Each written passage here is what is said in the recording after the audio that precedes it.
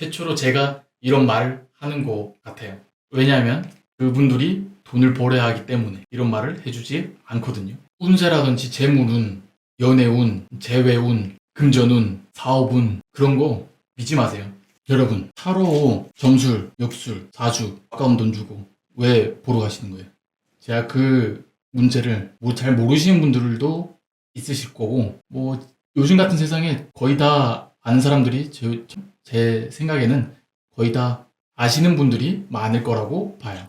예, 타로를 예를 들면은 점술이라는 거 자체가 인식이 굉장히 크잖아요. 근데 질문이 일단 선행이 돼야 되겠죠. 그 질문을 답해주는 사람이 역술, 점술, 뭐 역학자, 철학자 이런 사람들일 텐데 그런 사람들이 각각의 개인마다 결과가 다 달라요. 그 결과를 말해주는 것들도 의견이 굉장히 분분하고요. 그러면은 누구를 믿어야 되냐? 정답은 믿지 마세요. 100% 맞을 수 있는 거는 아무것도 없어요. 그 사람이 확신을 가지고 이럴 것이다, 저럴 것이다 라고 하더라도 그 어디에도 100% 예측을 할 수 있는 거는 절대 없습니다. 일단 점술이라는 것 자체가 본인이 사람이 인지하지 못하는 어떠한 것들에 대해서 인식을 해보려고 하는 그런 어떤 도구의 역할이라고 해야 되죠.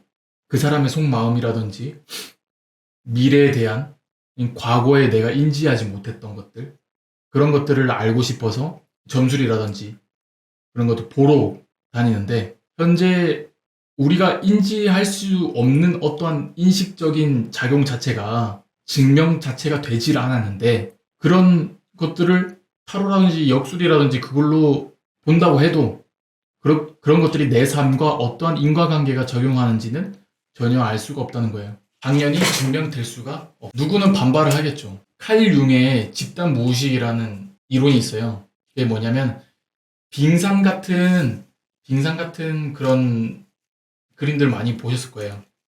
예를 들어가지고 이 반을 잘라요. 반을 보면은 이쪽 부분이 의식이고 이쪽 부분이 무의식, 빙상 같은 모양이죠. 이런 무의식적인 부분이 A, B, C, D라는 사람과 전체적으로 연결이 돼 있다는 이론이거든요. 근데 실제로 가만히 보시면은 달라요. 점술이라든지 이런 것들이 차용을 해서 쓸 뿐인 거지. 그리고 또 하나 뭐가 있냐면은 양자역학을 이번엔 또 차용을 해서 쓰더라고요, 요즘에는. 실제로 과학자라든지 심리학자라는 분들이 아마 그런 것들을 차용해서 쓰는 것들을 실제로 보시면은 답답하실 거예요, 아마. 그런 걸로 귀납적 추리로 할 수는 없어요. 귀납이라는 거는 개미 다리가 5개니까 벌도 다리가 5개다. 그리고 결론적으로 곤충은 다리는 5개다. 라는 관찰로 하나하나로 인해서 결과적으로 결론을 도출해내는 거를 귀납적인 거라고 하거든요. 근데 타로라든지 점술도 똑같아요. 뭐 이런 거는 이런 거니까 저런 거는 결론적으로 너는 뭐 이럴 것이다. 라고 말을 하는데 그렇게 증명될 수는 없어요. 절대. 반원 효과, 포럼 효과. 저는 이런 부분에서 좀 많이 가장 이론들 중에 이런 부분이 가장 이제 잘 맞다라고 생각했던 부분인데 반원 효과는 모두가 공통적인 부분을 쓰는 거예요. 그러니까 모든 사람들이 어떤 사람 다 가지고 있는 성향이라든지 성질 이런 것들을 모든 사람들이 가지고 있는 성향이라든지 성질이라든지 이런 것들이 있잖아요. 그런 것들을 당신도 이럴 것입니다. 저럴 것입니다. 하나하나씩 짚어서 얘기해 주니까 보편적인 거니까 당연히 듣는 사람 입장에서 맞네 라고 할 수밖에 없는 거죠.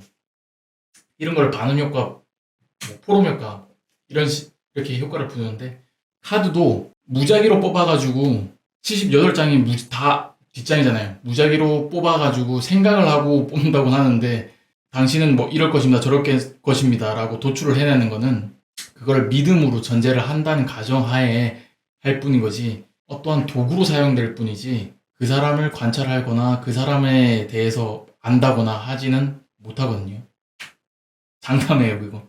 그러면 어떠한 효과도 없느냐는 아니고 질문하고 제가 상담을 하다 보면은 본인이 인지하지 못하던 어떤 문제점을 본인이 말하면서 얘기를 하는 경우가 굉장히 많아요. 거의 대다수가 그래요.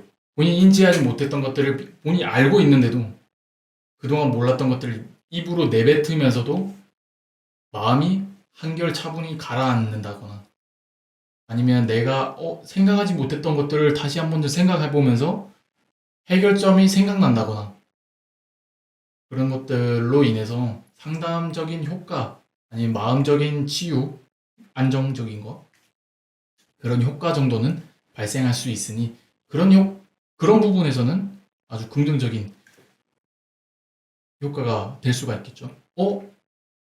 아니던데요? 뭐 선생님이 잘못 알고 계신 거 아니에요? 라고 할 수도 있어요. 신점을 보러 가면은 당신 삶은 이렇군요, 저렇군요. 뭐 이렇게 얘기를 하면은 듣는 사람 입장에서는 맞는 것 같다, 진짜다 이렇게 느낄 수가 있는데 사실 제가 아는 도사님들을 만나 봬도 어떤 추측일 뿐이에요.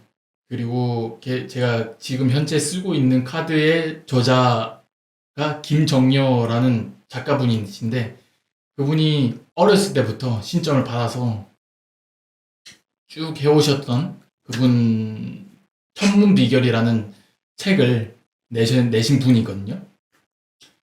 네, 이 사람도 말하기를 그런 모든 것들이 추측일 뿐인 거고 신점은 신의 계시를 받아서 하는 거고 역학이라든지 역학은 뭐 괴, 뭐 사주는 연, 월, 일, 시라는 통계적인 걸로 나와서 통계학을 그대로 뭐 근접하게 이제 접근을 하는 방법이라고 말을 하거든요.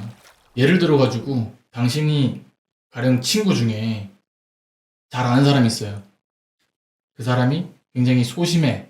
근데 사회생활도 굉장히 못하는데 언뜻 자기가 쇼핑몰이라든지 큰 돈을 들여가지고 부모님 돈을 들여가지고 장사를 해본다든지 그런다고 당신한테 질문을 해요. 나 이거 해보면 어떨까?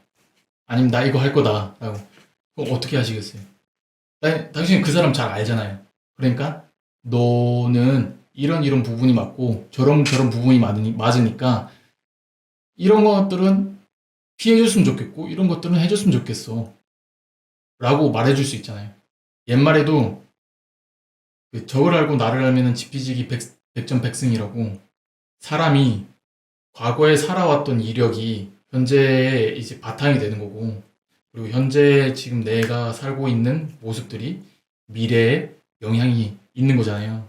그래서 보시는 분들은 현재에 있는 뭐 그런 모습들을 보고 당신의 친구처럼 이런 점은 조심해야 되고 저런 점은 조심해야 되니까 이렇게 했으면 좋겠습니다 라고 해줄 수 있는 게 그런 점의 효능이라고 보시면 돼요. 운명이라는 게 본인이 만들어가는 거예요. 어떠한 결과가 운명이 되는 게 아니라 당신의 선택이 운명이 되는 겁니다.